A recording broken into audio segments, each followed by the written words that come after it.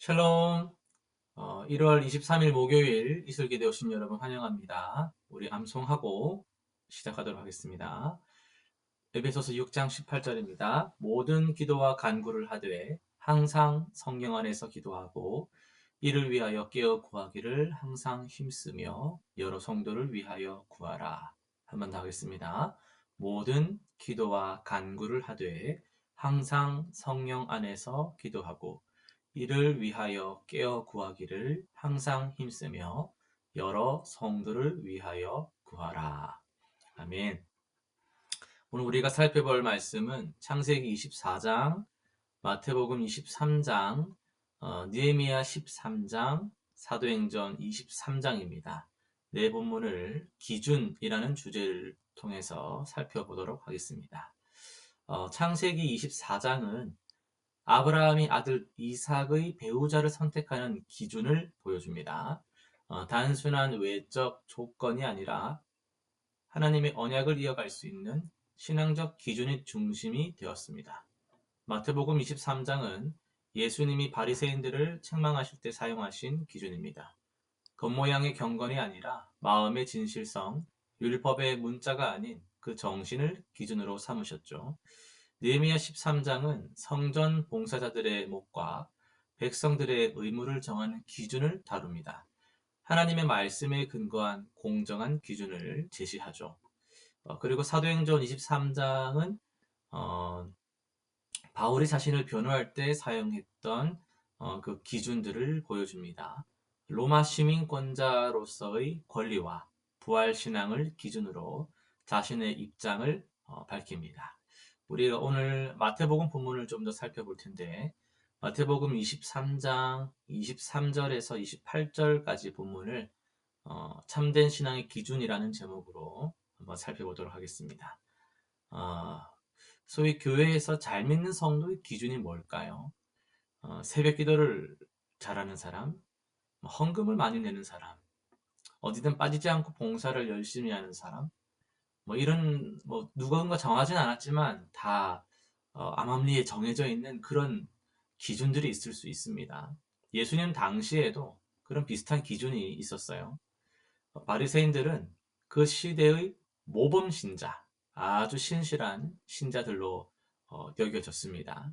11조는 기본이고 박하와 회향과 근채까지 꼼꼼하게 드렸습니다. 기도도 열심히 했고 금식도 자주 했습니다. 그런데도 불구하고 예수님은 이들을 향해 가장 강한 책망을 하십니다. 뭐라고 말씀하셨어요? 화 있을진저 외식하는 서기관들과 바리새인들이여. 여러분, 이들의 문제가 무엇이었을까요? 첫째로 그들은 보이는 것에만 집중을 했습니다. 25절을 보면요. 잔과 대접의 겉은 깨끗이 하되 그 안에는 탐욕과 방탕으로 가득하게 하는도다 라고 말씀합니다.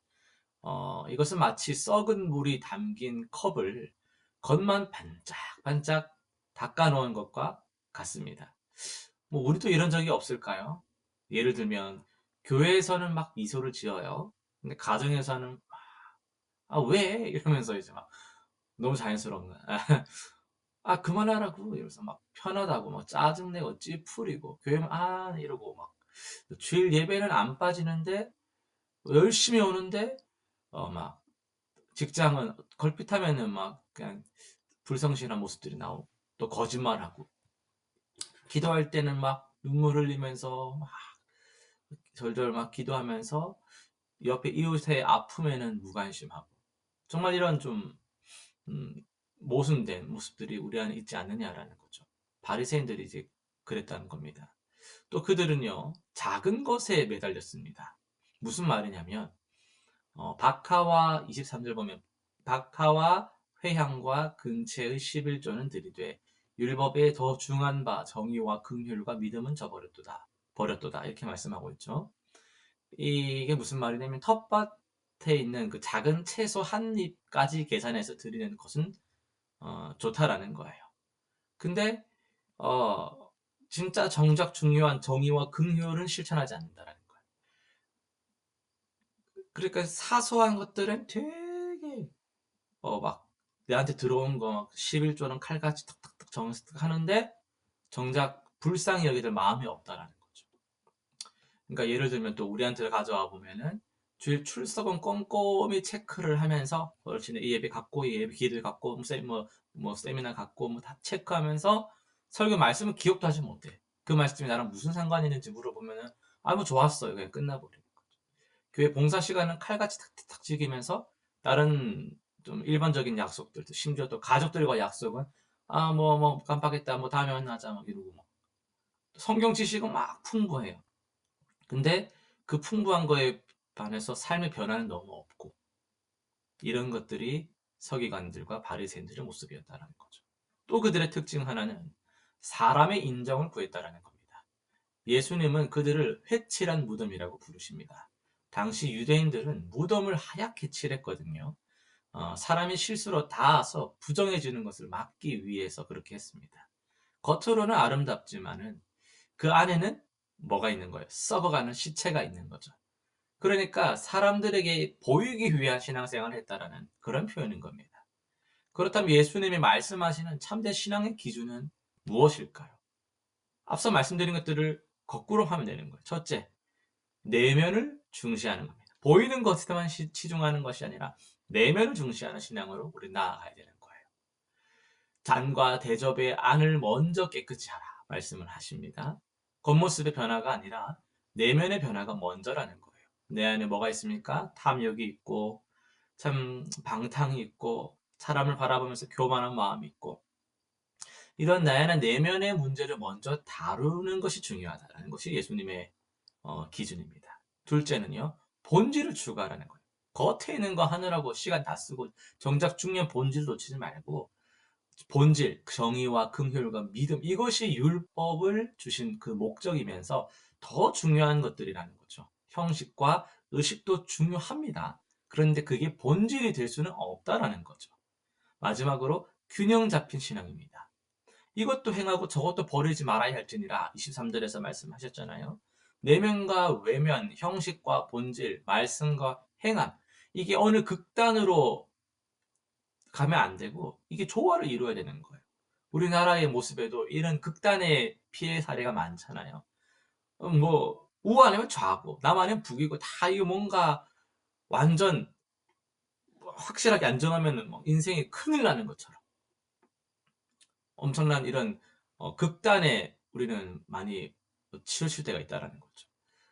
이거 아니면 너 그럼 나를 좋아하지 않으면 나를 싫어하는 거네. 뭐 이런 완전 극단적인 태도들은 우리를 되게 피곤하게 만들고 인간관계를 되게 딱딱하게 만들 수 있다는 것이죠.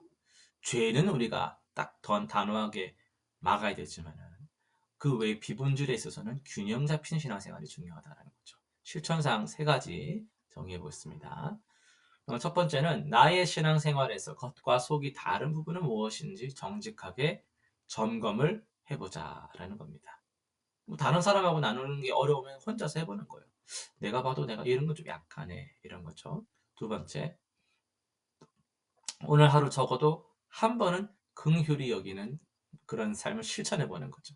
다른 사람의 어떤 모습을 보고 그 혀를 차는 것이 아니라 긍휼히 여기는 시간을 가져보는 겁니다. 세 번째, 내가 알고 있는 말씀 중 아직 실천하지 못한 것 한 가지를 행동으로 옮기는 거예요. 행함과 암이 일치가 될 수 있도록 알고는 있는데 늘 잘 안 되는 것을 한번 실천으로 옮겨보는 겁니다. 기도 제목 세 가지 정해 보겠습니다. 내면의 변화가 없는 형식적 신앙이 있다면 주님과 벗어나게 해주시옵소서. 두 번째요. 나도 주님처럼 정의와 긍휼을 실천하는 담대함을 주옵소서. 세 번째, 저 말씀을 아는 것에서 이제는 행하는 것으로 나아가는 은혜를 부어 주시옵소서. 이 세 가지를 붙들고 기도하며 살아가는 여러분 되시기를 간절히 소원합니다. 기도하고 마치겠습니다. 하나님 아버지 감사합니다. 오늘도 우리가 하나님의 그 기준을 살펴보며 은혜를 받기를 원합니다.